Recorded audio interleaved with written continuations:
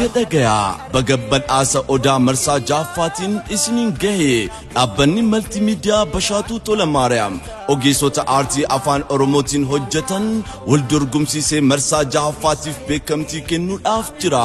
Isinis jaalattoonni fi dinqisiifattoonni aartii karaa ergaa gabaabaa yookiin SMS 8222 irratti OA dura aansuudhaan koodii isaaniif kennameen sagalee keessan kennaafi.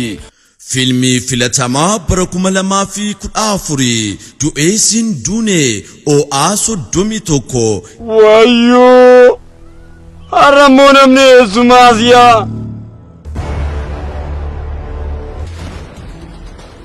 Magana gaanufte ilma tolosa Obboleessa ko ani deebi'ee si dhabuu hin barbaadu. Kanaaf haaloo boon kun nutti ta'u.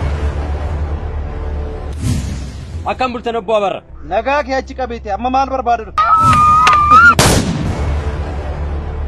Ani jenne natu Ergarama OA 32 Maatii koo altakkaa jiruun fedhume. Gorsee kan surraa dabbiin kan nu balleessu barbaadu baay'ee. Maaf qabattee dandistee deemta Wallaalumaan godaan isa seenaa Madamati lafee waliit Ishee lubbuun hin jirtu. Jitiin mana sanaa tasa namaaf hin galu tasa namaaf Finnaaf OA 33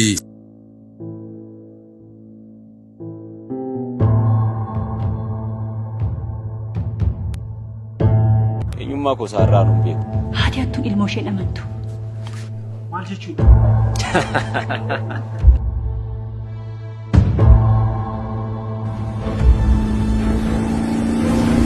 Maal gochaa akka jirtu garuu beekta. Kaadhimamtoonni kunniin dorgomtoota badhaasa Odaa Marsaa Jaaffaa ta'uudhaan dhiyaataniiru. Isin immoo kanneen caalmaa argachuu qaban jettaniif koodii isaanii kennamee OA dura aansuudhaan karaa ergaa gabaabaa yookiin SMS 8222 irratti erguudhaan filachuu dandeessu. Odaa Awwaa